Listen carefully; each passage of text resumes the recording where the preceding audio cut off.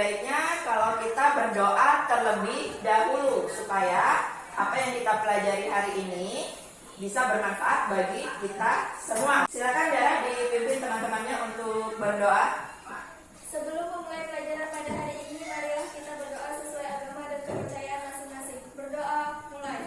Berdoa selesai. Ya, terima kasih Dara. Bagaimana kabar kalian hari ini? Baik. Nah, ada yang tidak masuk? Masuk semua? Ada satu orang yang tidak masuk, Rahel. Oke, pelajaran kita hari ini sama yang lalu kita belajar mengenai pasar, tetapi materi di Selasa kemarin kita membahas materi mengenai pasar, tentang pengertian pasar, apalagi fungsi pasar dengan unsur pasar. Nah, hari ini kita membahas mengenai pasar dengan materi macam-macam pasar menurut kriterianya dengan harga keseimbangan pasar. Nah, apa kira-kira manfaat mempelajari materi ini? Manfaat yang kita akan dapatkan yaitu, nah kalian peserta didik ini mampu mengetahui macam-macam pasar berdasarkan kriterianya. Kemudian kalian juga mampu menghitung harga keseimbangan pasar. Dari tujuan pembelajaran yang ingin kita capai di sini yaitu setelah pembelajaran ini berlangsung, peserta didik mampu untuk menghubungkan macam-macam pasar menurut kriterianya dengan tepat. Kemudian mengembangkan kegiatan-kegiatan yang biasa terjadi di pasar. Kemudian tujuan ketiga yaitu membuat kurva keseimbangan harga pasar berdasarkan gambar berikut. Atau enggak ini pasar mana? Pasar Asam-Asam. Kalau ini, nah pasar Asam-Asam ini terjadi setiap hari apa?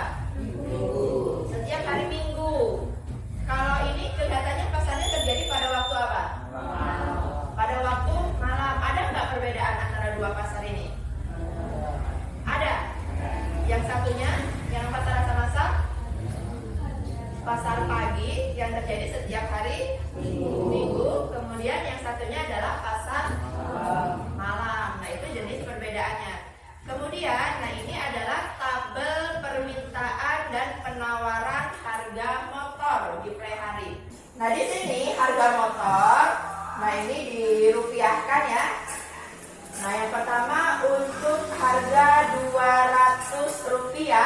Nah, jumlah yang diminta itu adalah 7.000 unit. Kemudian jumlah yang ditawarkan 3.000 unit. Banyak mana berarti permintaan dengan penawarannya?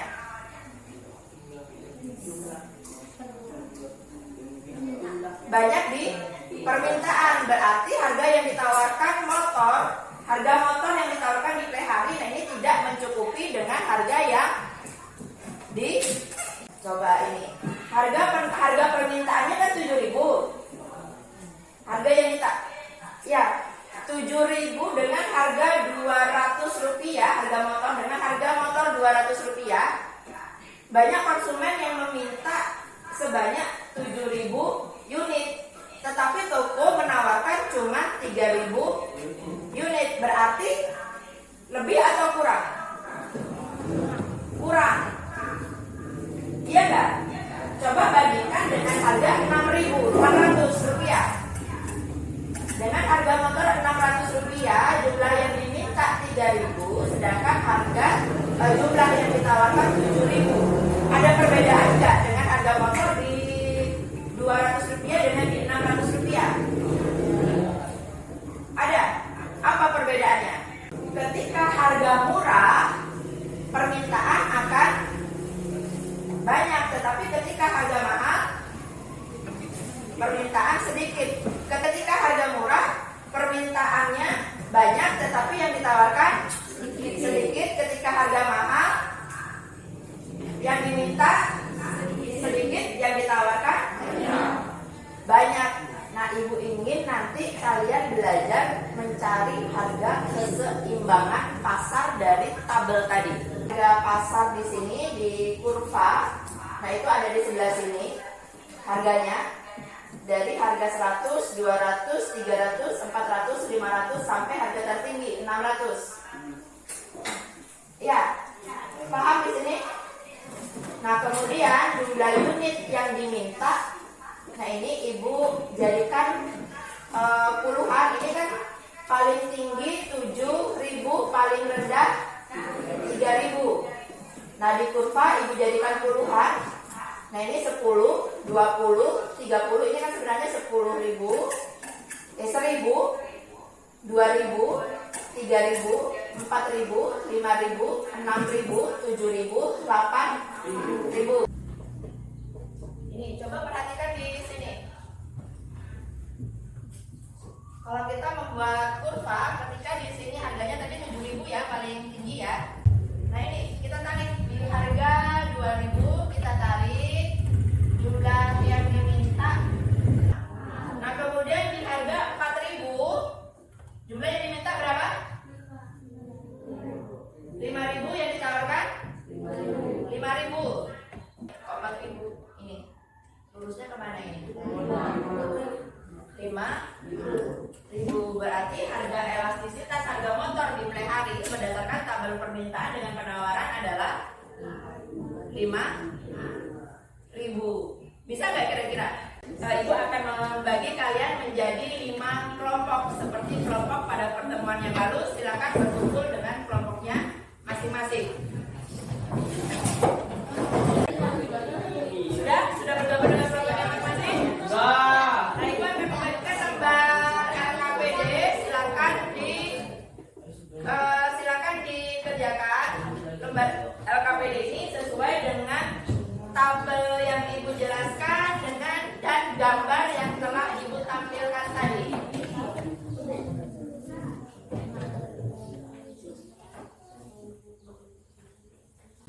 Silakan dikerjakan, waktu kalian 30 menit.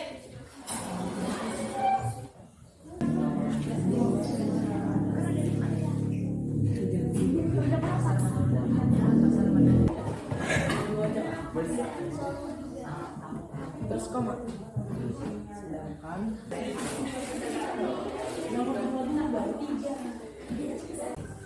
Oh, 30.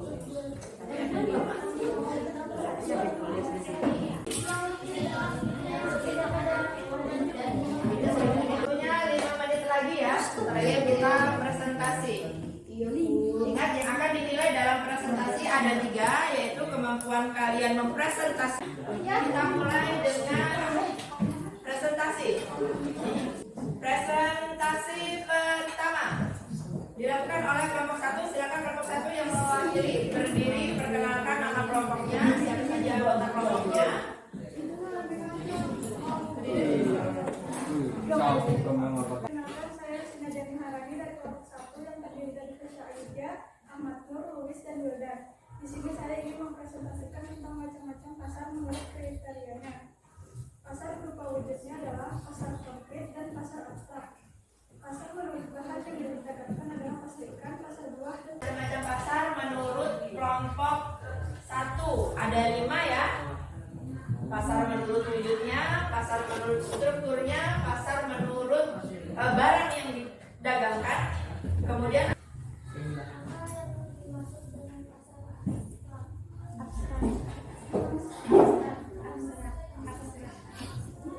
kelompok 3 bertanya apa yang dimaksud dengan pasar abstrak.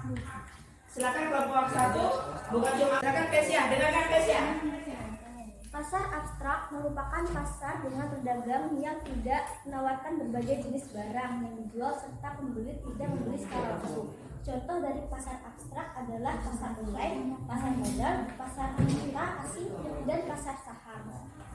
Nah, itu tadi ya, menurut kelompok 1, pasar abstrak itu adalah pasar yang tidak menampilkan barang dagangannya. Barang dagangannya ini cuma berupa contoh. Pasar online ini yang membeli tanpa bertemu, itu apa saja? Kayak Tokopedia, Lazada tadi ya. Kelompok 2. Assalamualaikum warahmatullahi wabarakatuh. Kenalkan nama saya Rijal Buris Ramadan. Saya akan mempresentasikan dilakukan untuk memenuhi kebutuhan masyarakat sehari-hari. Menurut kelompok 2, kegiatan yang biasa terjadi di pasar itu mencakup pembelian dan penjualan. Nah, antara penjual dengan pembeli. Kelompok 2 silakan didengarkan dari kelompok 1. Kami dari kelompok 1 yang bertanya, kegiatan sehari-hari membeli. Kelompok 1 bertanya kegiatan apa saja yang dilakukan pembeli ketika berada di pasar. Jawaban dari kelompok 4 tadi diutarakan oleh Valen bahwa kegiatan pembeli ini bisa melakukan tawar-menawar ya. Nah, pembeli melakukan tawar-menawar. Dengan siapa tawar-menawar dilakukan? Dengan penjual.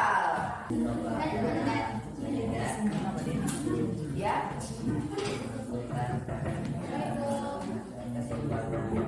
Ada nggak yang sama atau berbeda?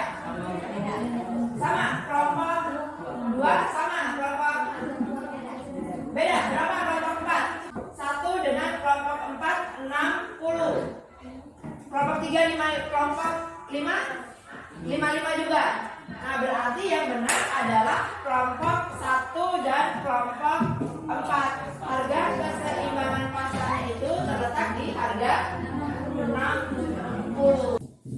Nah, iya, pasar abstrak itu pasar online seperti tadi, ada Shopee, ada Tokopedia, ada Lazada.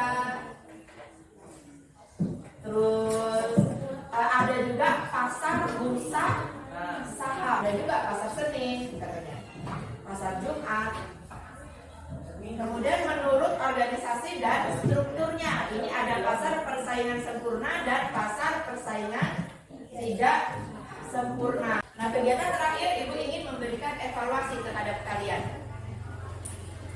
Nah, evaluasi ini akan dinilai per individu. Silakan isi waktu kalian 10 menit dari sekarang.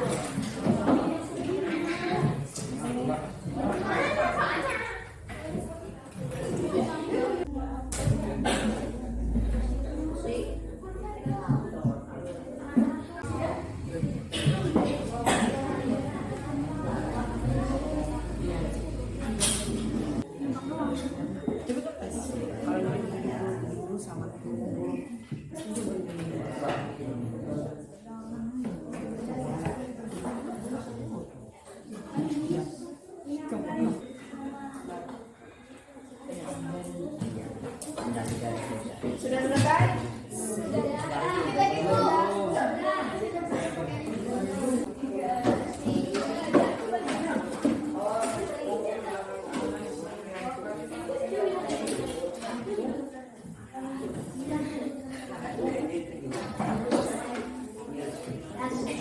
Sudah ya? Sudah dikumpul semua ya? Melaksanakan pembelajaran hari ini. Bagaimana perasaan kalian tadi?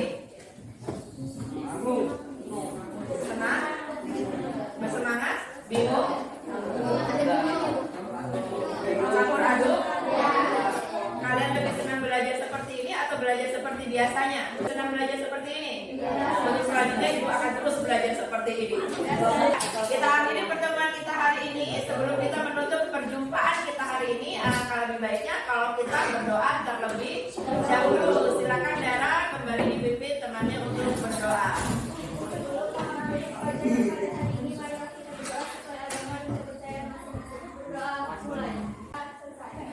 Ya, kita akhiri pertemuan kita hari ini. Jangan lupa di pertemuan berikutnya kita akan lebih detail lagi membahas mengenai harga keseimbangan